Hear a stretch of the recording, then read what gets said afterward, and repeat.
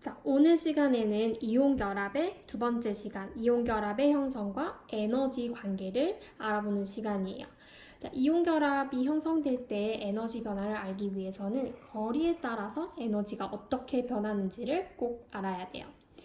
자, 양이온과 음이온이 굉장히 멀리 떨어져 있을 때는 반발력 또는 인력이 작용하지 않기 때문에 에너지적으로 변화가 없어요. 그런데 이 둘이 가까워질수록 에너지에 변화가 생기게 돼요. 자, 첫 번째는 양이온과 음이온 사이의 인력에 의해서 안정화되는 효과를 이야기할 수가 있어요. 안정화된다는 것을 우리는 에너지가 0보다 아래쪽으로 표현을 할 거예요. 보어 모형에서도 이렇게 표현을 했었죠. 그래서 안정화되는 효과가 점점 커진다. 그래서 두 개의 거리가 0일 때는 거의 무한대로 간다고 보시면 돼요. 두 번째, 그런데 이 양이온과 음이온을 좀 더 들여다보면 우리가 어떻게 알고 있죠? 그렇죠. 핵과 전자가 있죠. 핵과 핵 사이에는 반발력이 있고요. 전자와 전자 사이에는 또 반발력이 있어요. 이런 반발력의 효과가 분명히 존재하기 때문에 이 반발력의 효과를 살펴보면 반발력의 효과는 거리가 매우 가까워지면 가까워질수록 아주 커진다라고 볼 수 있어요. 그러면 실질적으로 이 결합에 관여하는 에너지 그래프는 두 개의 그래프를 어떻게 하면 될까요? 그렇죠. 다 고려를 해줘야겠죠. 즉, 이 두 그래프를 수학적으로 더한다라고 보시면 돼요. 그래서 이렇게 더했을 때 이런 형태의 그래프를 그릴 수가 있어요. 이 그래프가 중요한 거죠. 그러면 대체 결합은 어디서 형성되느냐? 가장 안정한 이 지점에서 결합이 형성된다라고 볼 수 있겠죠. 그래서 이때의 거리를 R0라고 많이 표현을 하고요. 이때의 에너지를 E라고 표현을 많이 합니다. 그러면 이 두 가지에 대해서 정리를 해보면 자, R0는 뭐다? 그렇죠. 이온 결합이 형성되는 거리.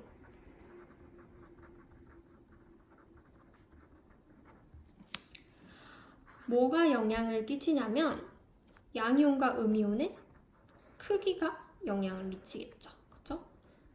이렇게 이것이 R0라고 본다면 영향을 끼치는 것은 양이온과 음이온의 크기, 다시 말해서 반지름과 관련이 있다라고 정리를 할 수 있겠죠. 그래서 이 반지름에 대해서는 2단원에서 주기성 우리가 미리 배운 거예요. 그럼 이제 두 번째, 에너지, 이온 결합 에너지를 의미하겠죠. 또는 이온 결합의 세기에도 비례를 하고요. 이것은 어떤 식으로 표현되냐면 녹는 점의 크기로 표현이 됩니다.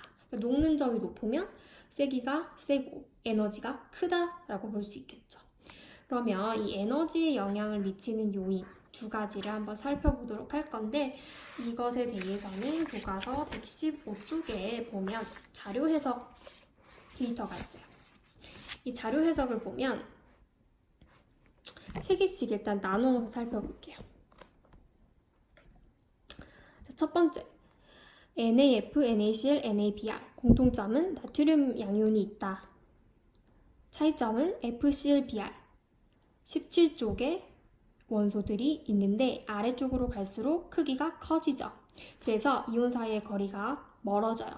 이온 사이의 거리가 멀어졌더니 녹는 점이 낮아졌죠. 그렇죠. 그러니까 거리가 멀어지면 녹는 점이 낮아진다라는 관계가 있어요. 한 번 더 확인을 해볼게요.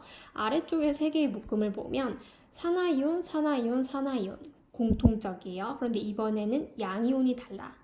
마그네슘, 칼슘, 바륨. 아래쪽으로 갈수록 주기가 커져요. 더 크기가 커진다라는 거죠. 수치로 보면 212, 240, 275. 거리가 멀어지면 녹는 점이 낮아진다 확인할 수 있죠. 그래서 첫 번째 요인을 먼저 정리를 해보면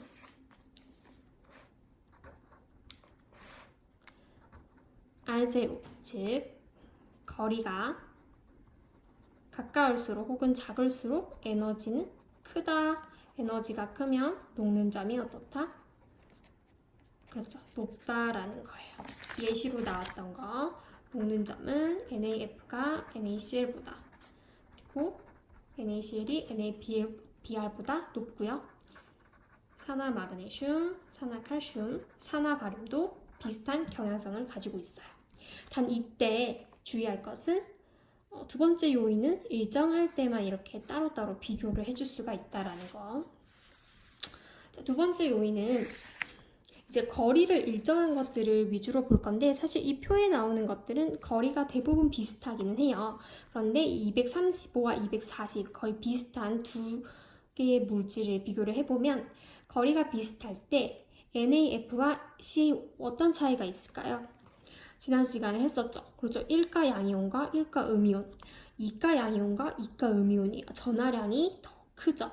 전하량이 클수록 녹는 점이 엄청 차이가 나죠. 더 높다라는 거예요. 그래서 두 번째 요인은 전하량이라고 볼 수 있겠죠.